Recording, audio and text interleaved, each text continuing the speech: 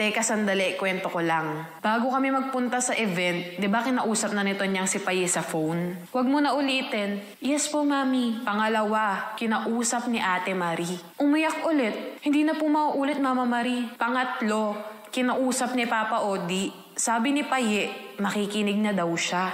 Pang-apat, kinausap na din ni Vince. Paye, wag mo na kasi ilapit sa'yo yung phone. Ang sagot, opo, Tito Vince.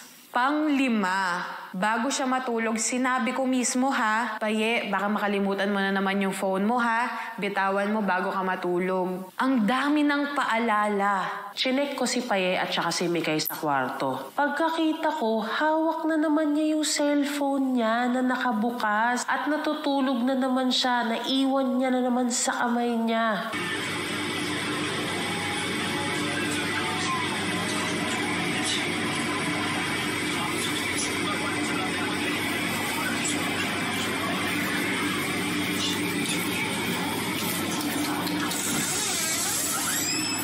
Eh di umakyat na ako at sinabi ko na i-confiscate na yung cellphone.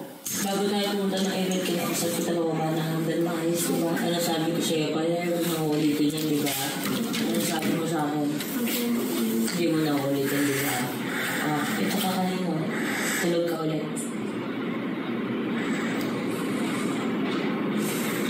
Ginawa mo ulit. Ito yung sinasabi mo, sa'yo, napasok dito, labas dito. Na sinasayang mo yung pagod na mo. Naiintindihan mo? Ibig sabihin na hindi ka nakikinig. Ilang beses nakakapagod magbunga nga kayo. Nakakapagod po.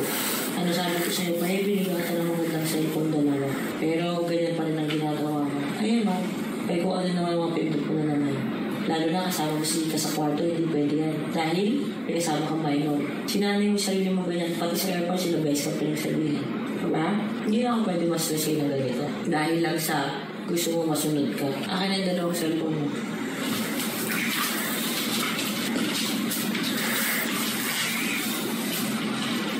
Ito ang dalawang cellphone mo na binigay ko sa'yo. Gusto ko sana itong ipamigay sa iba kasi mas maraming makakatulong na ibang tao. Pero dahil gusto ko magtanda ka, tandaan mo to. Tandaan mo to. Tandaan mo to. Wala ka ng cellphone. Bumili ka kung gusto mo. Ang ino mo. Tarantado ka. Pinaghirapan ko to. Tapos gagaguhin mo yung buong pamilya. Nakita mo? Hindi mo na ako mag-stress ulit. Wala ka ng cellphone na gaganyanin. Laptop ka lang. Huwag mong antayin na laptop naman na gaganyanin ko. Sakit, no? Nagulat ako.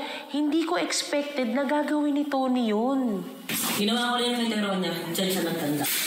Ay, sorry. Nakita mo kung paano sirain yung mga bagay-bagay. At hindi ka parang bumili ng bagay na lang telepono. Di ba yun lang magsaya ako ng pera para magtanda ka? Ganyan lang isang bagay pag hindi mo iningatan, talagang masisira. Ngayon, wala ka ng pangganyan. Alam mo ba kahit ikaw bumili niyan, gagawin ko pa rin sa harap mo. Kasi you're putting everyone in danger.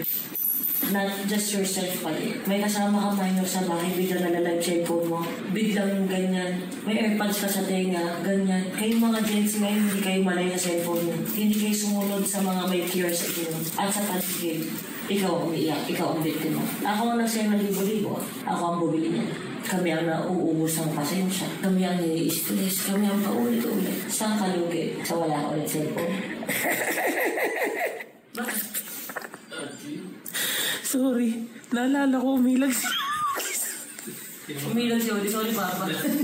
Hindi bumandal naman sa akin.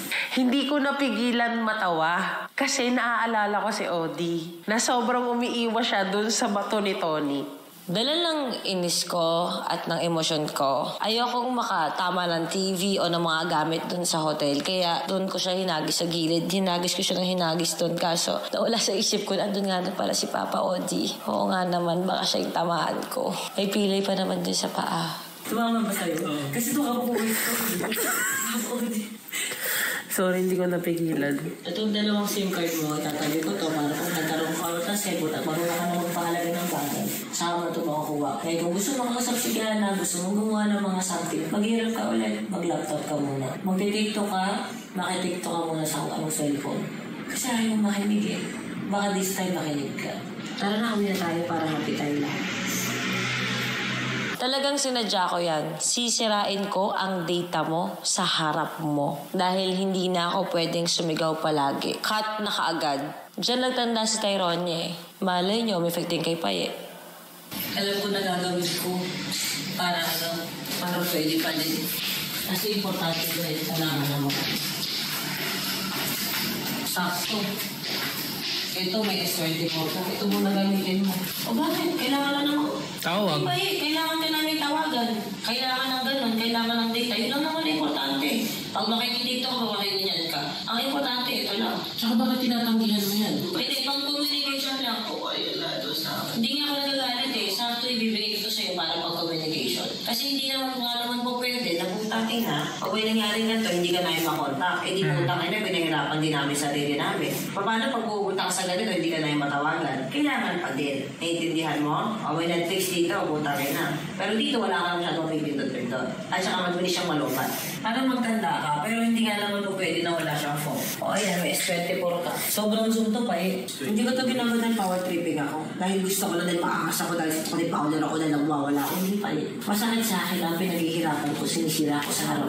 Dahil pinaghirapan ko yan. Ito, importante na may phone ka para makakommunicate ka. Pero hindi ka para mapindot-pindot, hindi yan para ikapuyat. Pang communication pwede pa din. Hindi ka rin makakapag-picture dyan. Kung gusto mo, ilagay niyo pa rin dyan yung picture. Kaso mas marami yung picture niyo ni Kiana kaysa sa cellphone. Tignan niyo yung mata ni Paye. Mababasa niyo kung ano sinasabi ng utak niya. Ngayon, pag nakita ko na deserving ka mismo na magkaroon ng cellphone, tsaka kita hahayaang bumili. Dahil alam ko lang ngayon may pambili ka na. Dahil may trabaho ka.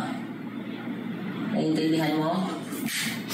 Para alam mo din kung paano paghirapan ng isang telepono lang. Naiintindihan mo ba ako? Anong naiintindihan mo? Kailangan ko ay protektahan ko sa pagiging careless ko po. Kailangan ko po mag-ingat at hindi na po kada pwede ma-stress. Kailangan mo matutong makinig. Yung bottom line pa yun. Yung bottom line. This is not just about us. Hindi lang safety namin. Safety mo.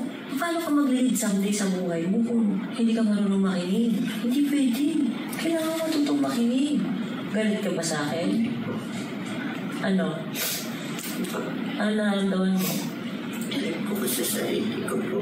Dapat huwag ka mag-aas sa sarili mo. Dapat ma-motivate ka na hindi mo na ito gagawin ulit next time. Magtanda ka. Tandaan mo yung pain na yan. Dahil dyan ko dinari si Tyronia. Naka-vlog din natin. Binahasan ko yung cellphone sa harap niya. Dahil ang dami ko na ginawa natin. Ay pamimigay ko ito, pinagay ko cellphone niya para magtanda. Hindi eh. Ikaw din. Ikaw confiscate, bibigay sa iba.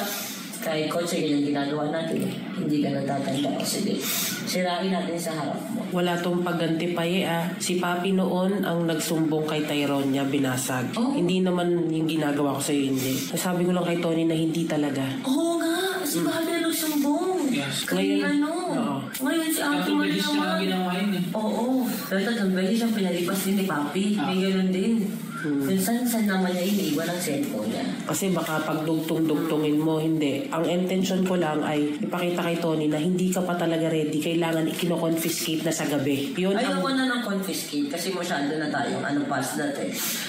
Kaya nag-confiscate na tayo, di ba? Ginawa na natin yun eh. Kaya ngayon, meron siyang cellphone na muli, nag-communicate pa rin siya. Matuto siyang magtyaga. Sa totoo lang, dahil umasok sa Toro family, wala naman siya niyan. Ibinigay lang kasi, kaya hindi alam kung paano pahalagahan dahil hindi na paghirapan. Yun ang gusto ko maintindihan mo. Ngayon, kahit kaya mo nang bumili, hanggang hindi ko nakakita ang pinaghihirapan mo na deserve mo bilang isang bata. Kaya, kahit working student ka na, hindi ka po pwede mag-cellphone ng naaayon sa gusto mo. Naintindihan mo?